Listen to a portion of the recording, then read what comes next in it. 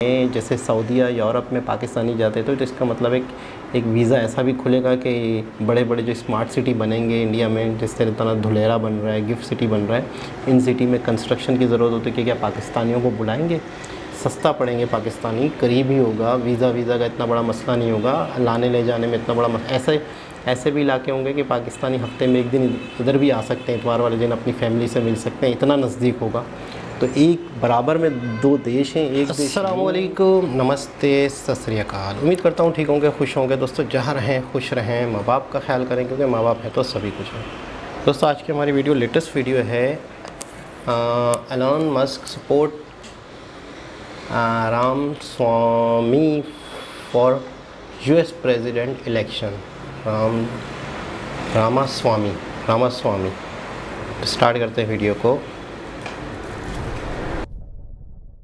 नमस्कार and I welcome you all to world affairs. मैं हूं प्रशांत धवन और बिल्कुल एक इंडियन अमेरिकन के अमेरिकन प्रेसिडेंट बनने के चांसेस लगातार बढ़ते जा रहे हैं। मगर यहां पे आने से पहले ना मैं आपको वैसे ये बता दूं, अब तक आप ये तो समझ गए होंगे कि जो भी यूएसए का प्रेसिडेंट बनता है उसका इम्पैक्ट पूरी दुनिया पे होता है, चाहे रशिया हो, जापान हो, इंडिया, चाइना, एवरीवेयर। क्योंकि यूएस की soft power, economic power, military power इतनी ज़्यादा है कि व्हाइट हाउस के निर्णय दुनिया में कई कंट्रीज को इम्पैक्ट करते हैं। और इंडियन पर्सपेक्टिव से अगर हम देखें तो हमारे लिए तो बहुत ही इंपॉर्टेंट है कि जो भी आदमी यूएस प्रेसिडेंट बने उसकी पॉलिसीज क्लियर हो और उन पॉलिसीज का नेगेटिव इम्पैक्ट इंडिया पे ना आए। और इसलिए आज के समय हम देख रहे हैं कि ना सिर्फ यूएसए में, इंडिया में भी विवेक रामास्वामी को लेकर बहुत ज़्यादा जिज्ञासा है। लोग इनके बारे में पढ़ रहे हैं, इनके बारे में कई आर्टिकल्स पब्लिश हो रहे हैं, क्योंकि बिल्कुल एक आप कह लीजिए गोल्डन टाइम आ रहा है इंडियंस का ऑल ओवर द वर्ल्ड। के एक तरफ इंडिया दुनिया की थर्ड लार्जेस्ट इकोनॉमी बनने वाला है, दूसरी तरफ आप अगर देखो तो यूके और यूएसए दोनों देशों में पॉसिबिलिटी है कि इंडियन ओरिजिन के जो लोग हैं ये मेन लीडर बन जाएं। अभी आप अगर यूएसए में इनका मीडिया देखो ना, ये अब ओपनली कह रहे हैं कि डोनाल्ड ट्रंप के बाद अगर जीओपी प्राइमरी में सबसे आगे कोई आदमी जा रहा है तो वो है विवेक रामास्वामी। डेसांटिस जो एक और काफी बड़े नेता हैं यूएसए में, ये लगातार पीछे हो रहे हैं। और अगर ट्रंप को जेल हो गई, जो लग रहा है कि मोस्ट प्रॉब्ली उनको जेल हो ही जाएगी, तो रामास्वामी चेहरा होंगे यूएसए के रिपब्लिकन पार्टी का। नाउ एक तरफ तो यूएस मीडिया एक्सटेंसिवली रामास्वामी को कवर कर रहा था, इसी बीच क्या होता है कि इलॉन मस्क, जी हां इलॉन मस्क ट्विटर के ओनर, दुनिया के सबसे अमीर आदमी, ये भी रामास्वामी की सपोर्ट में आ जाते हैं। ये ट्विटर पे एक्चुअली, जिसको ये x.com कहते हैं, ये ट्विटर पे लिखते हैं कि बिल्कुल इंडियन अमेरिकन रामास्वामी एक बहुत ही अच्छे प्रोस्पेक्ट है। और यहां पे आप देख पाओगे इलॉन मस्क की ये ट्वीट, नीचे एक और ट्वीट है टकर कार्लसन की। ये फॉक्स न्यूज के एक रिपोर्टर थे, इनको नौकरी से निकाल दिया गया, बाद में आज के समय ये x.com ट्विटर पे अपना काम कर रहे हैं, अपनी जो रिपोर्टिंग है यहाँ पे पब्लिश करते हैं।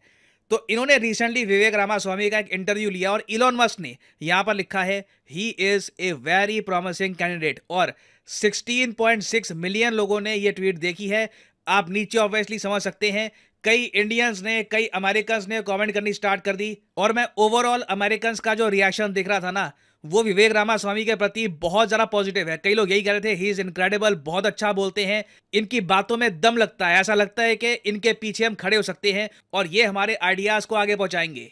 और अगर यहाँ पे आप ये सोच रहे हैं कि विवेक रामास्वामी को माना कि ऑनलाइन ओपिनियन पोल्स में आज के समय काफी आगे दिखाया जा रहा है, मगर जेन्युइनली क्या अमेरिकन्स इनके लिए वोट करेंगे? क्योंकि ये क्रिश्चियन है नहीं, हिंदू फेथ के हैं, तो क्या जेन्युइनली इनको सपोर्ट किया जाएगा? तो देखिए यहाँ पे मैं आपको ये बता दूं, ऋषि सुनाक का एग्जांपल देख के कई अमेरिकन्स ये बात समझ चुके हैं कि कोई अगर प्राइम मिनिस्टर हिंदू हो, किसी और फेथ का हो, अगर उसकी बात में दम है, उसको पता है उसको काम क्या करना है, तो वो बिल्कुल उस कंट्री के लिए बेनिफिशियल हो सकता है। और यहाँ पे मैं आपको ऋषि सुनाक की रिसेंट एक वीडियो दिखाना चाहूंगा, जहाँ पे मुरारी बापू की एक कथा को अटेंड कर रहे थे। ये वीडियो रिसेंटली काफी वायरल हुई थी, हो सकता है कि आपने वीडियो पहले देखी भी हो।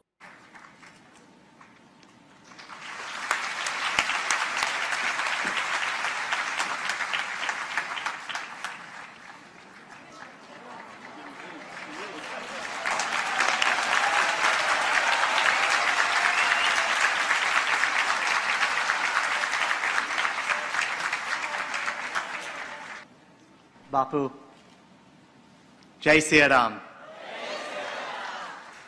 It is truly an honor and a pleasure to be here today at Morari Bapu's Ram Katha at the University of Cambridge on Indian Independence Day. ना ऋषि सुनाक ने इस वीडियो में और आगे बहुत सी बातें बोली थी कि मैं यहाँ पर एज ए प्राइम मिनिस्टर नहीं हिंदू आया हूँ, बट ओवरऑल आप अगर देखो, अगर ऋषि सुनाक यूके को लीड कर सकते हैं, यूके को रिसेशन से बचा सकते हैं, आज के समय अगर यूके को रिसेशन से कोई बचा रहा है तो वो ऋषि सुनाक ही है, तो बिल्कुल मैं यहाँ पर कहूँगा इम्पॉसिबल नहीं है कि विवेक रामास्वामी यूएसए को लीड करे in the future. It can very much happen. मगर क्या ये सब इंडिया के लिए अच्छा होगा? देखिए यहाँ पे मैं कहूंगा रामास्वामी की जो रीसेंट कमेंट्स है, विवेक रामास्वामी की जो रीसेंट कमेंट्स है ताइवान को लेकर, ये चिंताजनक है। और यहाँ पे आप देख पाओगे विवेक रामास्वामी का ताइवान प्लान, जिसको यूएस मीडिया में ही कई लोग कह रहे हैं कि ये एक बहुत ही ज्यादा इडियोटिक प्लान है, ये प्लान बहुत ज़्यादा खराब है ना। इनका प्लान क्या है? इन्होंने ये कहा है कि जब मैं प्रेसिडेंट बनूंगा ना, मेरा सिंपल फोकस ये होगा कि यूएसए का पैसा यूएस में खर्च हो, यूएस के लोगों के लिए खर्च हो, बाहर की जो जंगें हैं वहां पर यूएस के रिसोर्सेज खर्च ना हो। तो उन्होंने ये कह दिया कि हम लोग क्या कोशिश करेंगे कि 2028-29 तक जो भी सेमीकंडक्टर फैक्ट्रीज हैं ताइवान में, इनको ताइवान से शिफ्ट आउट कर देंगे, बाकी देशों में उनको ले जाएंगे, क्योंकि रामास्वामी के हिसाब से ना ताइवान की मेन इंपॉर्टेंस है एज ए सेमीकंडक्टर हब। एक बार ताइवान से सेमीकंडक्टर इंडस्ट्री खत्म हो गई, उसके बाद उन्होंने ये भी कह दिया कि अगर चाइना अटैक करता है ताइवान को तो उसको करने देंगे, ताइवान को बचाने के लिए ये यूएस के सोल्जर्स नहीं भेजने वाले ना। ये जो स्टेटमेंट है काफी शॉकिंग है। इंडिया के लिए ऑब्वियसली ये खराब है, क्योंकि जो इंडो पैसिफिक रणनीति है उसमें पूरी कोशिश की जा रही है कि रूल्स बेस्ड ऑर्डर को हम मेंटेन करके रखें। उसमें बहुत ही इंपॉर्टेंट है कि ताइवान का जो अभी स्टेटस है वो बरकरार रहे, communist China by force Taiwan को कंप्लीटली कब्जा ना ले, क्योंकि एक बार चाइना अगर ताइवान को कब्जा लेता है तो उसके बाद चाइना के अगले 2 टारगेट होने वाले हैं, जापान और इंडिया।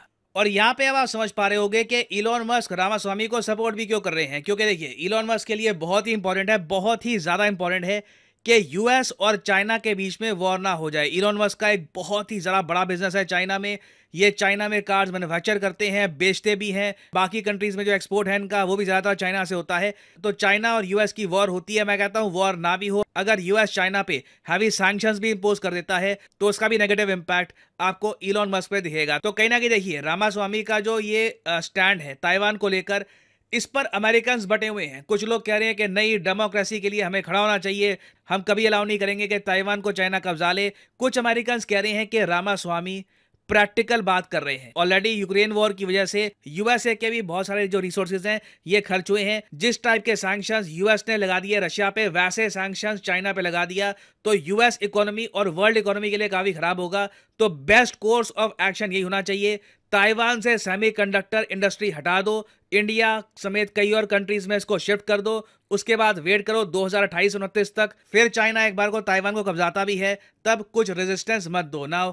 ये नीति है रामास्वामी की, और अगेन यूएसए के लिए अच्छी हो सकती है, बाकी रीजन के लिए बिल्कुल भी ये नीति ठीक नहीं होगी। और अगर यहाँ पे आप सोच रहे हैं तो अच्छा हमें ट्रंप को सपोर्ट करना चाहिए ना इसलिए क्योंकि ट्रंप ताइवान को सपोर्ट करेंगे, नहीं, एक्चुअली ट्रंप की पॉलिसी भी यही है, ये काफी बार कह चुके हैं। मैं तुम्हें कह रहा हूं कि 2029 तो बहुत दूर है, उससे बहुत पहले ही चाइना ताइवान पे अटैक कर देगा इनके हिसाब से। और ट्रंप ने कहीं से भी कुछ संकेत नहीं दिए कि यूएस ताइवान के डिफेंस में आएगा। तो अगेन चाहे ट्रंप हो चाहे विवेक रामास्वामी हो, ताइवान के डिफेंस की बात ना रिपब्लिकन पार्टी में इतनी ज़्यादा हो नहीं रही, specially after Ukraine Russia war. तो इसलिए आने वाले यूएस इलेक्शंस बहुत ही इंटरेस्टिंग होने वाले हैं। देखना होगा यूएस में कौन प्रेसिडेंट बनता है और उनकी पॉलिसी का अल्टीमेट इम्पैक्ट इंडिया पे और इवन पूरी दुनिया पे क्या होगा ना। मैं पर्सनली यहाँ पे जानना चाहूंगा आपका ओपिनियन, दुनिया के लिए बेहतर क्या होगा कि यूएस का अगला प्रेसिडेंट कौन बने, बाइडन फिर से वापस आ जाए, विवेक रामास्वामी बने प्रेसिडेंट, या फिर डोनाल्ड ट्रंप को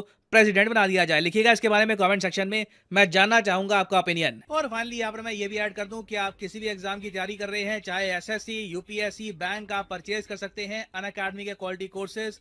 कमेंट सेक्शन में जाइए, पिन कमेंट में यहाँ पे आपको मिलेंगे link. For example let's say आपको प्रिपेयर करना है यूपीएससी के एग्जाम के लिए, तो यूपीएससी के लिंक पर यहाँ पर करिए क्लिक और यहाँ पे आप परचेज कर पाएंगे अनअकैडमी का यूपीएससी कोर्स। बट जो प्राइसेस यहाँ पर लिखे हैं, don't ever pay these prices, simply यहाँ पर कोड डालिए PD10 and the prices will start falling and you will be able to save a lot of money. So use the code PD10 and save money. और इसी note के साथ ये है video का अंत। Thank you for listening, may the gods watch over you. जी जनाब, सबसे पहले तो मैं ये कहूँगा कि बहुत तेज़ी से और बहुत ही आसान भाषा में प्रशांत धवन जी समझाते हैं, इस वजह से ये काफ़ी लोग इन्हें पसंद भी करते हैं, इनकी बात सुनते हैं, इनकी वीडियोस देखते हैं।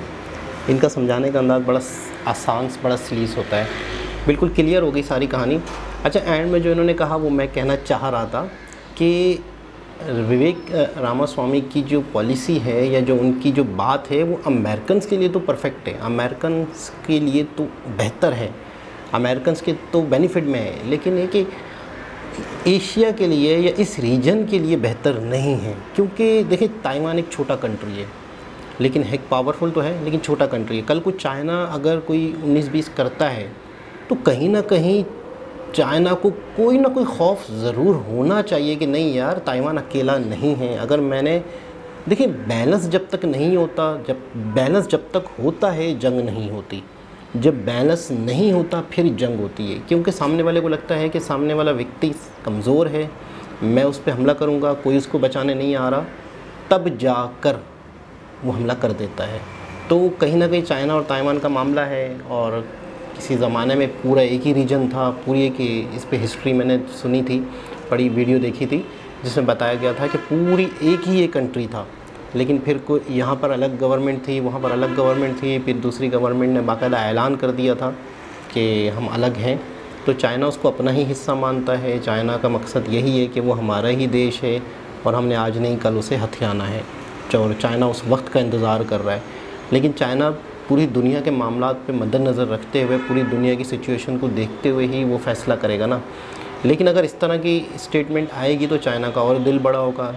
अच्छा, जब मैं आपको एक बात बताऊं कि अगर एक जगह पर कहीं पर हम समझते हैं, मैं जैसे कराची में बैठा हूँ, आप मुझे देख रहे होंगे कहीं पर भी बैठे हुए, तो हम समझते हैं कि यार वहाँ की लड़ाई हो रही है, हमें क्या फ़र्क पड़ता है। फ़र्क पड़ता है, बहुत फ़र्क पड़ता है। पूरी दुनिया हिल के रह जाती है। अच्छा, जहाँ से सेमीकंडक्टर बन रहा है पूरी दुनिया के लिए, पूरी दुनिया के इलेक्ट्रिक इक्विपमेंट्स में जो डलता है, तो आप खुद सोचें कि अगर वहीं पर जंग लग जाती है, जैसे यूक्रेन और रशिया वाला मामला हुआ था, तो पूरी दुनिया हिल के रह गई थी। पूरी दुनिया में जो गेहूं का जो मसला था, गंदम का जो मसला था, उस पर इफ़ेक्ट पड़ा, इंपोर्ट एक्सपोर्ट पे पड़ा।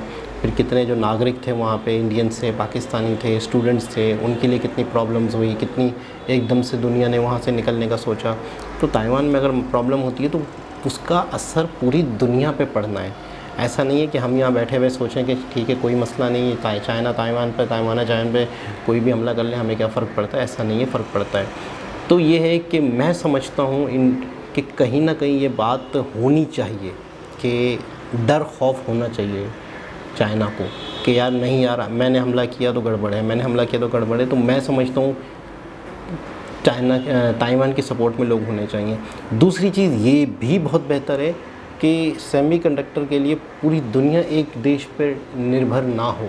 उसकी वजह यह है कि देखें आप, ये बहुत पहले सोचना चाहिए था। अब जब पूरी दुनिया हो चुकी है और एक बहुत ही बड़ा गढ़ बन चुका है ताइवान सेमीकंडक्टर का, अब लोगों को होश आ रहा है। ये वक्त रहते रहते, मिसाल के तौर पे ये जब हो रहा था मामला कि पूरी दुनिया में कहीं भी सेमीकंडक्टर नहीं बनते, कम बनते हैं, तो ये उस वक्त सोचना चाहिए था, उस वक्त देखना चाहिए था, उस वक्त इस तरह के मामला दूसरी दुनिया में भी, दूसरे देशों में भी होने चाहिए थे। तो आज इस चीज़ का एहसास दुनिया को हो रहा है। लेकिन आज जो चीज़ पूरी दुनिया में कहीं एक देश में हो रही है तो उसको भी कंट्रोल करना चाहिए। आने वाले 10-20 साल में फिर हमें टेंशन होगी कि नहीं यार, ये तो इस चीज़ पे तो सिर्फ एक ही देश कब्ज़ा करके बैठा हुआ है। जैसे अब जो डॉलर वाला मामला है, उसके लिए UPI वाला मामला या इंडियन करेंसी वाला मामला, कोई एक करेंसी डॉलर के अलावा और भी होनी चाहिए। तकरीबन 300 को छू गया है कराची पाकिस्तान में डॉलर, पाकिस्तानी रुपीस 300 को छू गया है। एक बहुत ही महंगाई का तूफ़ान मज़ीद आने को तैयार है। तो एक अच्छा, ये चीज़ तो हो गई ताइवान चाइना वाली। लेकिन हिंदू या इंडियंस कहाँ हुकूमत करेंगे? क्या दौर आने वाला है यार कि उसका तो हमने देख लिया ऋषि सुनाक का। अब यहाँ पर पूरी बड़ी कंपनियों के CEOs, अमेरिकन प्रेसिडेंट अगर हिंदू और इंडियन रीजन्स के होते हैं तो मैं कहूँगा क्या रह जाता है। मतलब कमाल हो जाएगा। ये तो हैरानकुन बात है। और वैसे ही इंडिया जो है वो पूरी दुनिया की बहुत बड़ी इकोनॉमी बनने वाला है और बाकायदा उसके संकेत दिख रहे हैं हमें। तो बहुत सुनहरा दौर, बहुत ही खूबसूरत दौर। और सनी देओल की फ़िल्म का डायलॉग जो है वो फ्यूचर को देखते हुए रखा गया था या पास्ट को देख के रखा हो गया था, मुझे अब समझ में आ रहा है। मुझे लग रहा है शायद फ्यूचर को देख के रखा गया था, और ये वाकई वो चीज़ जो है हो सकती है, होने वाली है कि बाकायदा पाकिस्तानी जो है वहाँ पर मज़दूरी करने जाएंगे। क्या पाकिस्तानी इंडिया में जैसे सऊदीया यूरोप में पाकिस्तानी जाते थे, तो इसका मतलब एक वीज़ा ऐसा भी खुलेगा कि बड़े बड़े जो स्मार्ट सिटी बनेंगे इंडिया में, जिस तरह धुलेरा बन रहा है, गिफ्ट सिटी बन रहा है, इन सिटी में कंस्ट्रक्शन की ज़रूरत होती है कि क्या पाकिस्तानियों को बुलाएंगे, सस्ता पड़ेंगे पाकिस्तानी, करीब ही होगा, वीज़ा का इतना बड़ा मसला नहीं होगा, लाने ले जाने में इतना बड़ा ऐसे भी इलाके होंगे कि पाकिस्तानी हफ्ते में एक दिन इधर भी आ सकते हैं, इतवार वाले दिन अपनी फैमिली से मिल सकते हैं, इतना नज़दीक होगा। तो एक बराबर में दो देश हैं, एक देश यूं कहाँ बुलंदियों पे पहुंच गया और एक देश से मज़दूर बुलाने वाली नौबत आ रही है। मुझे तो इन फ्यूचर ये लग रहा है कि पाकिस्तान से मज़दूर सऊदीया में जाते थे, अब इंडिया में भी जाएंगे अगर वो मामला सेट हुए तो। ज़बरदस्त। दोबारा किसी और वीडियो से आपसे मुलाकात होगी, जब तक के लिए अल्लाह हाफ़िज़।